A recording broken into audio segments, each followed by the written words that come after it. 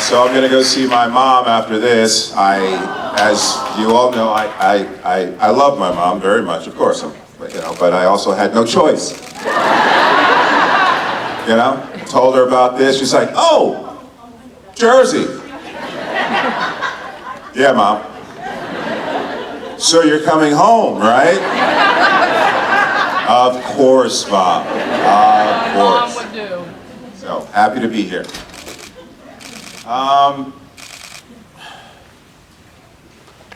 It's taken quite a while for us to get here. Yeah. It's been a strange few years. So I'm so happy that you're all here and that you came out. And I'm just really excited to see you all, and I think this weekend is going to be a lot of fun.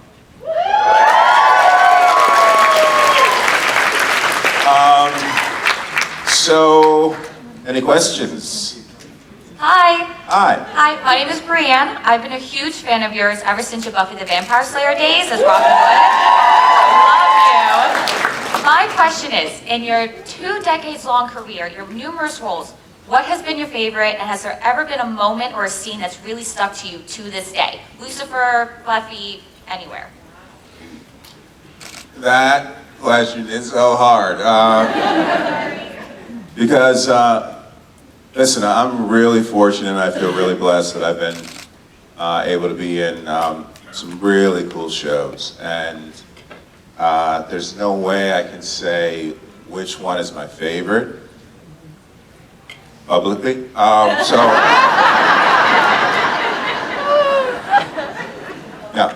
I'm joking.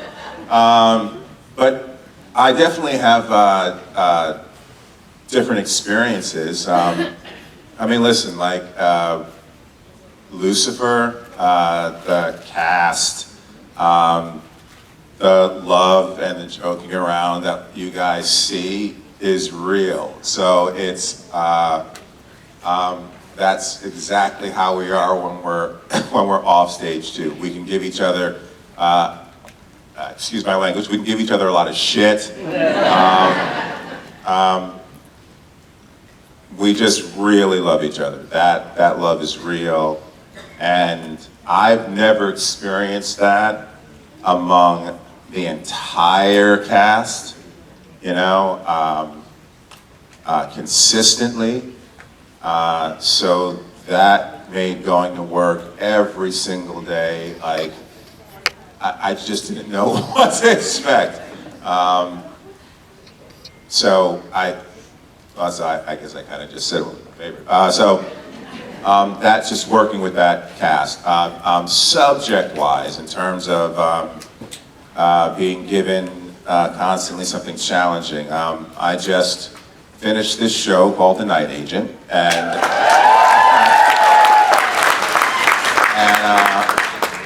I was really lucky. That experience was absolutely amazing. And the storyline that I was in, I got to work with these 2 amazing young actresses, and who I think are going to be stars. And working with Sean Ryan, who is someone I've wanted to work with for 20 years. I was so, I know it's sad to say this, because it shouldn't be. This should be the norm. I was shocked at how normal he was, how nice he was. He's just a nice Midwestern guy, like an ally, inclusive. It feels weird to say that, but he's just a really nice guy, and I absolutely loved working with him. And he was always open to ideas that I had. I tend to take my characters a bit too seriously, so I was really able to talk to a lot of different people and bring that stuff into it. So that was great. Buffy was always great simply because I was so young, and it was just so much fun. I mean, Um, and that cast is great. I think I didn't get to know all of them as much as they knew each other simply because I came on in the last season. So the people that I worked with were with Sarah, who to this day is still one of my favorite fucking people. She's absolutely amazing. James, who we hadn't run into each other. We actually ran into each other the first time when we were in Manchester. And it was like no time had passed. So we sat down and just talked. I love James, and of course, Faith. Why am I blanking on? Oh God, this is on camera, and she's gonna see that shit.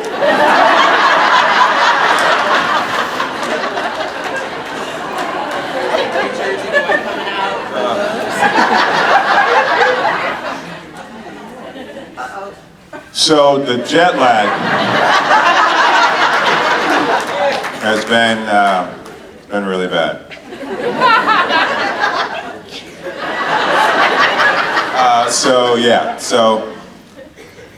Those are just some of the shows, and 24, Parenthood, I mean stuff like that. They were all so great. Thank you very much. You're gorgeous. Now I'm gonna get a phone call from Gina. Suits. I love Suits. I really did. I don't even know why I just blanked on Suits. And I've talked about this. Gina's gonna give me a call. Gina and I have worked together as a couple for 20 years and 5 different projects. I think last week we were just finishing up the season finale on Lone Star. And all the other actors were just seeing the way her and I talk back and forth to each other, and someone said, "How long have you guys known each other?" And we both looked at each other and went, "Well, let's go through the shows." And we just went all the way through the shows, and it makes both of us so happy. And I think sometimes it's hard for me to remember Gina because it's like that 20-year friendship. We're actually really good friends, so it's like we're never really focused on work. I mean, we talk on the phone. She tells me about the hell that her daughter put her in that day. And then I tell her about the hell that my daughter put me in that day. And we're just two parents talking about the hell that our children are constantly putting us through. So, but thank you for your question, and sorry I rambled on. But it's just, I've been very lucky. I've been very lucky.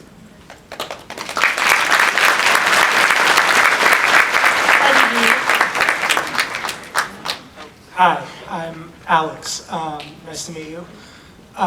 First off, I just want to say that scene where Abendil brought up Trisha's character to heaven, that, that made me bawl my eyes out. It was amazing. And my question was, now that Amenadiel's God, what managerial changes do you think?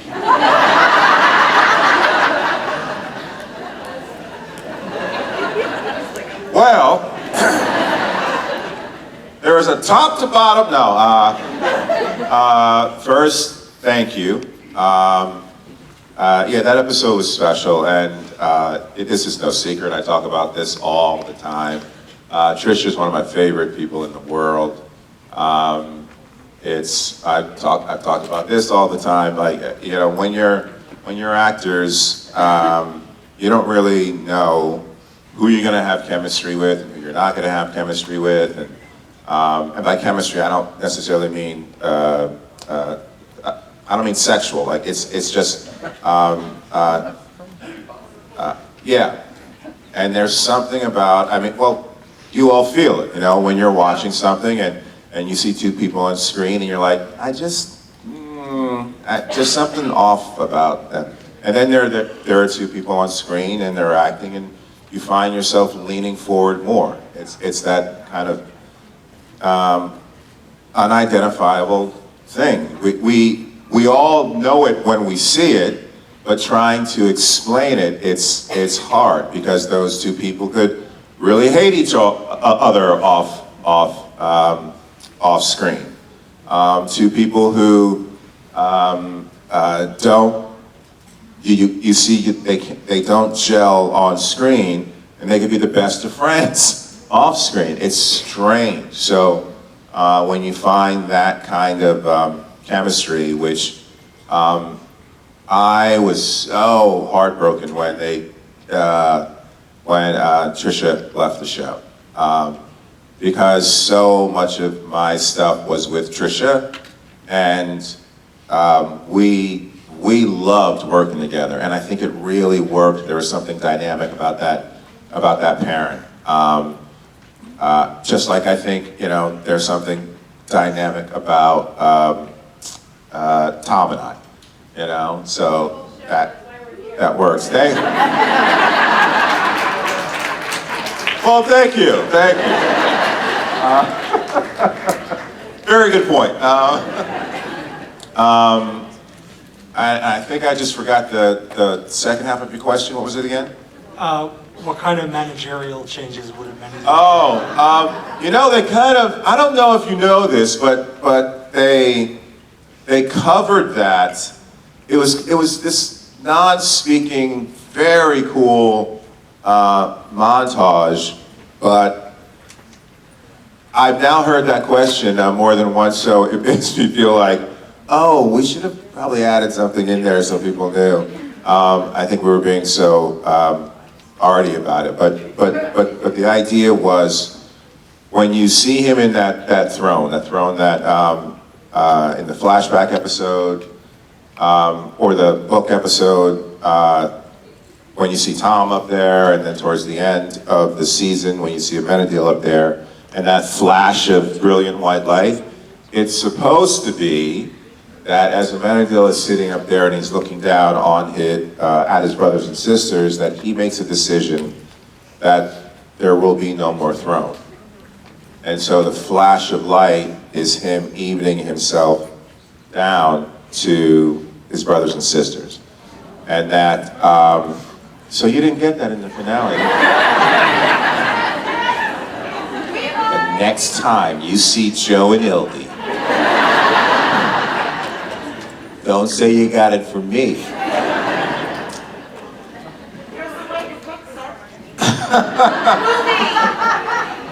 So it's supposed to be as if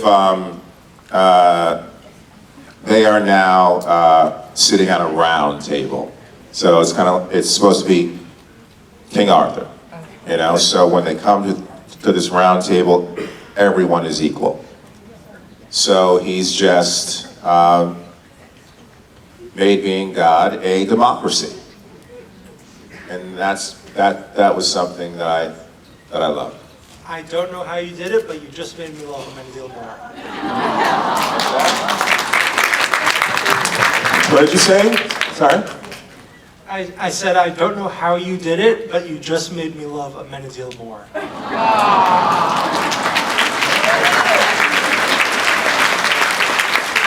Thank you so much.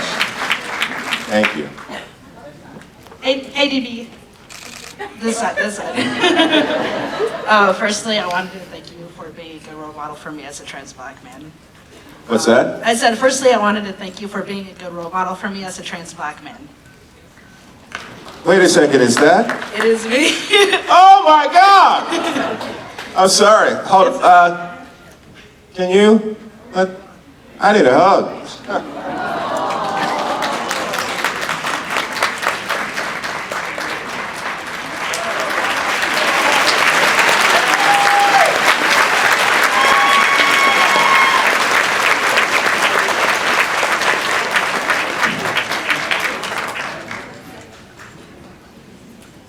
I'm sorry, we have a relationship. We go back a long time, but we don't want to. So my question would be, what would Amenadiel be doing with his family right now?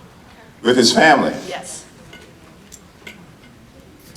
I think he would probably be insisting that all his brothers and sisters spend a considerable amount of time on Earth without their powers. And just walking around and learning what it means to be human, to better understand humanity.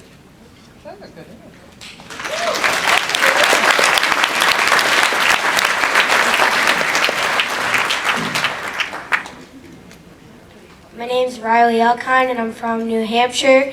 And I wanted to ask you, since you're God, what's your favorite actor to like act with? I'm sorry, they were so rude that you didn't hear your question. Nicer. What's your favorite actor to act with on set?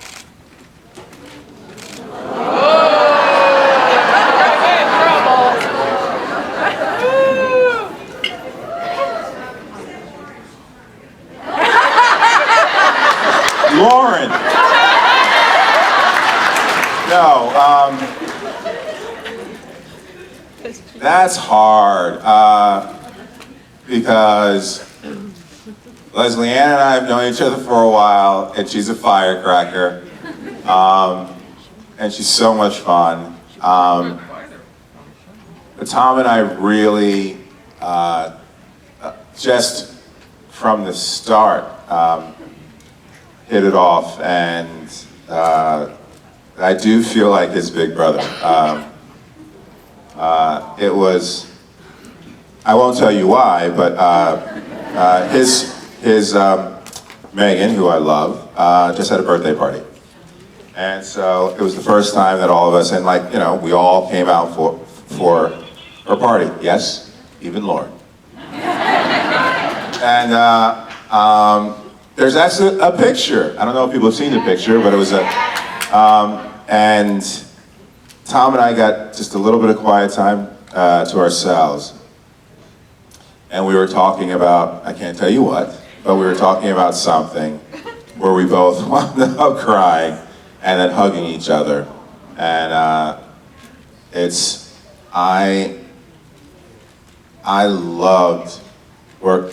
Yes, you know, loved working with Trisha, loved working with Leslie Ann, but loved working with Rachel.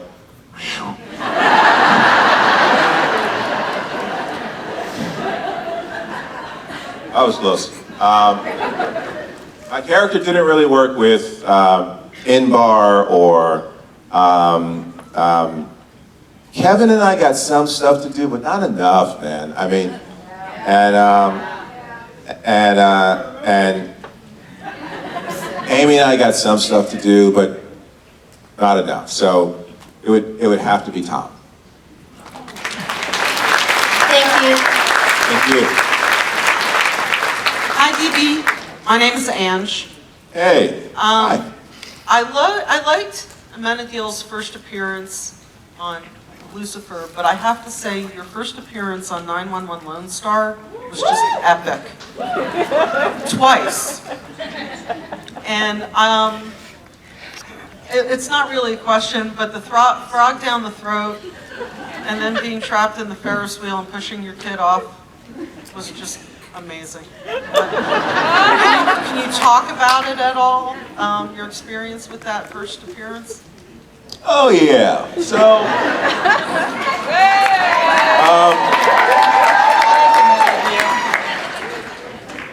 I love my friend Gina.